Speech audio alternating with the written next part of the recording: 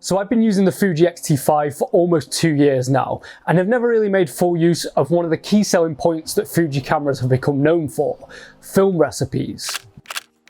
In a new series on this channel, I'm going to be testing out some of the many film recipes for Fuji cameras, and you can find them all on the Fuji X Weekly app, but I will also put the recipe on screen and in the description below. In this one, I'm going to be trying out Ektar 100, and here's the recipe I used for every shot in this video.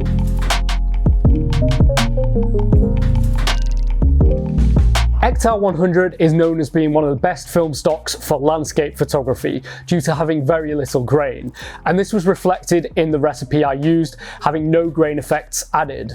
It's known for being incredibly sharp and having vibrant colours, but being a 100 ISO film is much better on bright sunny days than overcast cloudy conditions, both of which I'd experienced while testing this recipe.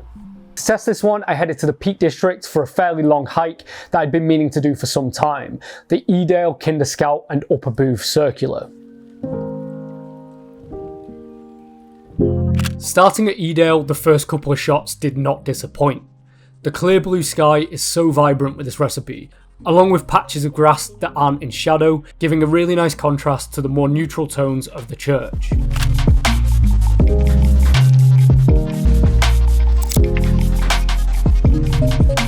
Carrying on through Edale to the start of the trail, I got a nice shot of a cottage at the side of the path. Again, the vibrant blue sky creates a great contrast to the neutral tones in the rest of the shot, and despite the cottage being the subject, it's almost hidden in its surroundings.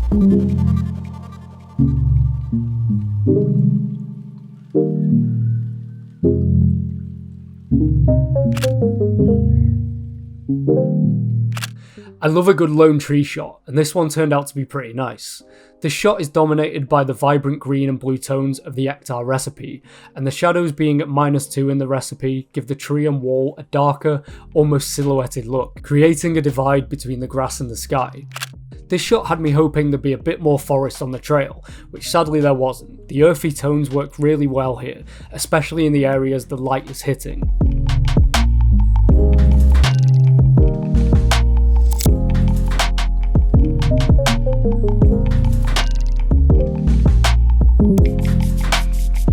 The next section had some incredible views of the valley below, and there's a lot going on in this shot. Leading lines with the path and the river below it, a really nice blend of brown and green tones over the landscape, and the bright winter sun creating some lens flare. I'm a big fan of how this one turned out.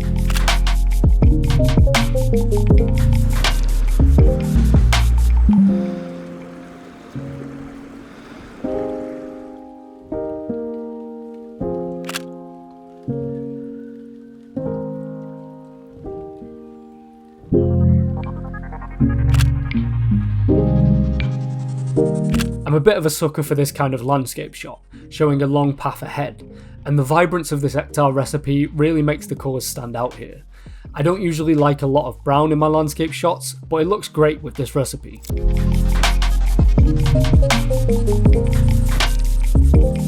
The next section of the hike was by far the toughest, a scramble up steep rocks which were still frozen over. Since we'd chosen to do the hike anti-clockwise, we were scrambling up the rocks rather than down, which felt much safer, but was still a bit of a struggle. At the top, we were rewarded with something incredible, a section of a waterfall that had frozen over to create icicles on the side of a ridge.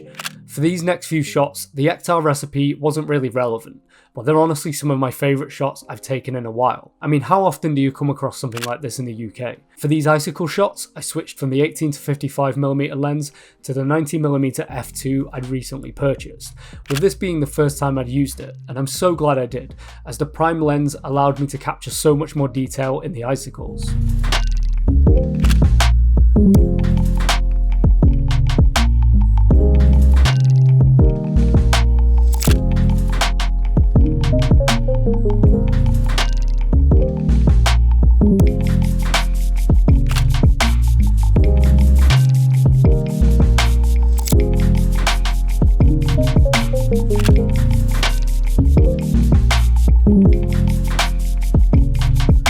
After the waterfall, the toughest sections of the hike were behind us, and we could appreciate the incredible views of the peaks.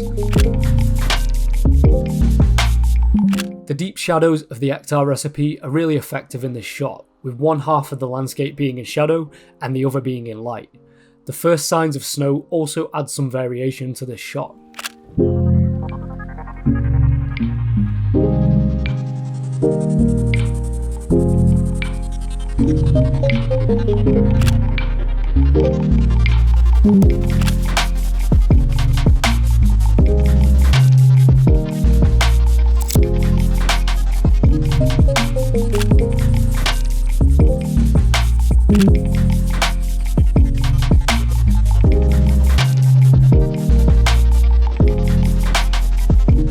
This is my favourite shot with some of the snow in it, as it covers most of the foreground and it's almost mirrored by the pattern of the clouds above.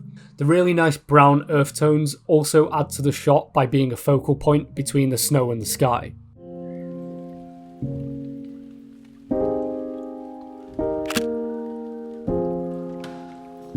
As we neared the peak, the winter sun became clouded by grey skies and mist, meaning the vibrant tones of the Ektar recipe weren't very effective. There was a bit more variety in the tones of the landscape here though, with the grass being a nice deep green on this area of the peak.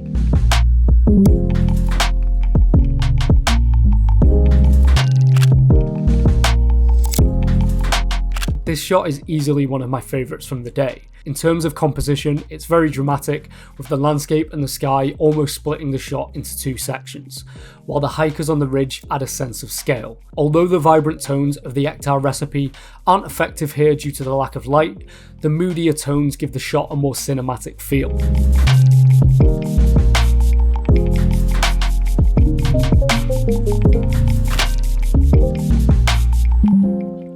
At the peak of the mountain, we were fully surrounded by mist, which made finding any sort of composition nearly impossible, and it remained this way for most of the descent.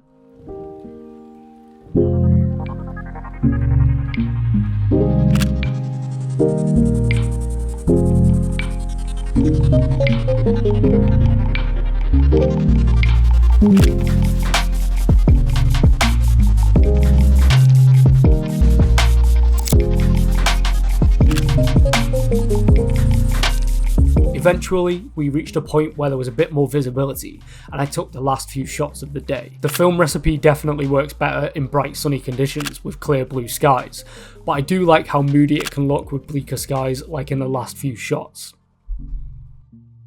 Overall, I really like this recipe for shooting landscapes in bright sunny conditions, which ended up being my favourite shots of the day. I think it'll be my go-to going forward for days like this, but I'm also really excited to test more recipes for landscape photography. If there are any recipes you'd like to see me try, please do let me know in the comments below. Thank you so much for watching. If you did enjoy this video, please give it a like, please subscribe, go and check out some of my other videos. Also, go and give me a follow over on Instagram where I post all of my shots. Again, thank you for watching, and I'll see you in the next one.